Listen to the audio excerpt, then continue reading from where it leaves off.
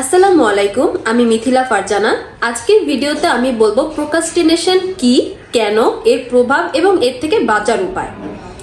Homework, course assignment, project report থেকে শুরু করে পরীক্ষা প্রস্তুতির মতো সকল বাধা ধরা কাজেই আমাদের এক ধরনের আলসেমি তৈরি করে।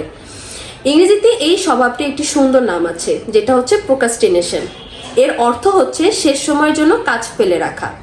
প্রোক্রাস্টিনেশন আমাদের জাতীয় বৈশিষ্ট্য। ধরুন আপনাকে একটা জরুরি রিপোর্ট অ্যাসাইনমেন্ট জমা দিতে হবে। ডেডলাইন আজ থেকে ঠিক 30 দিন পর। প্রথম 15 দিন আপনি গায়ে হাওয়া বাতাস লাগিয়ে ঘুরে বেড়াবেন। ঠিক 16 নম্বর দিনে আপনি রিপোর্ট কিংবা অ্যাসাইনমেন্টটা একটু খুলে দেখবেন। গুগলে হালকা সার্চ দিবেন, ইউটিউবে সেই সংক্রান্ত একটু ভিডিও দেখবেন। সেই ভিডিও সাজেশনে হঠাৎ করে দেখুন ভিডিও সহ প্যাকেজের একটা কিছু আসবে, আপনি সেটাতে ক্লিক করবেন। ব্যাস, রাত্রি শেষ। Travel video, music video, food video, talk show, এত কিছু দেখার পরে অ্যাসাইনমেন্ট করার সময় কোথায়? ক্লান্ত শরীরে আপনি ঘুমিয়ে পড়বেন। হায় হায়, দেখতে দেখতে প্রায় 30 দিন নষ্ট করে ফেলেছেন। এখন কেমনে কি করবেন? মনে হবে আপনার দুনিয়াটা উল্টে যাচ্ছে।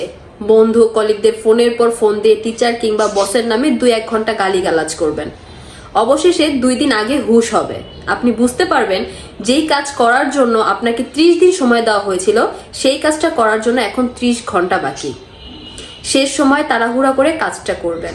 সিদ্ধান্ত নেবেন এইবারই শেষ, আগামীবার থেকে সময়ের কাজ সময় করবেন।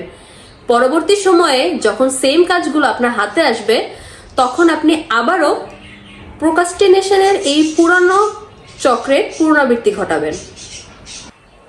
এই গল্পটা আমাদের প্রত্যেকের জীবনের গল্প, কিন্তু আমরা কেন এরকম করি? প্রোক্রাস্টিনেশন এর এই সাইকোলজিটা খুব সাধারণ কিছু রূপক উদাহরণ নিয়ে আমাদের ব্যাখ্যা করলে সেই অনেকটা এরকম দাঁড়াবে। আমাদের প্রত্যেকের মাথার ভেতরে একটা কন্ট্রোলার থাকে, যা দিয়ে আপনি গুরুত্বপূর্ণ সিদ্ধান্তগুলো নিয়ে থাকেন।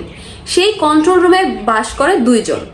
একজন হচ্ছে যুক্তিবিদ আর একটা হচ্ছে বানর। যুক্তিবিদ সাধারণত সবসময় যৌক্তিক ভালো সিদ্ধান্ত নিয়ে থাকে, আর বানরটার কাজ হলো সবসময় সহজ এবং মজার কাজ করা। বাস্তবতার কথা বলতে গেলে এই পৃথিবীতে প্রোক্রাস্টিনেশনদের কোনো স্থান নেই, কারণ আমরা বাস করি ইন্ডাস্ট্রিয়াল বিশ্বে।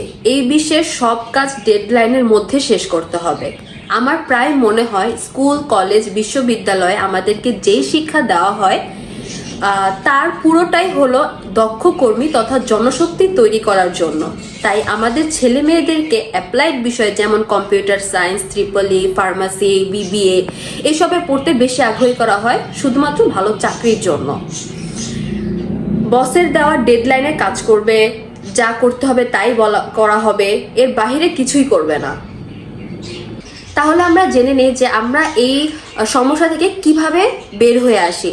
আমরা যারা এই প্রোক্রাস্টিনেশনে ভুগছি, আমাদের উচিত এখান থেকে বের হয়ে আসা, আর এর জন্য আমাদের দরকার নিজেদের মনোভাবের পরিবর্তন। তাই সফল হতে হলে যা করতে হবে তা এখন থেকে শুরু করুন, এবং প্রতিদিন যতটুকু করণীয় তার থেকে একটু বেশিই করুন। Thank you.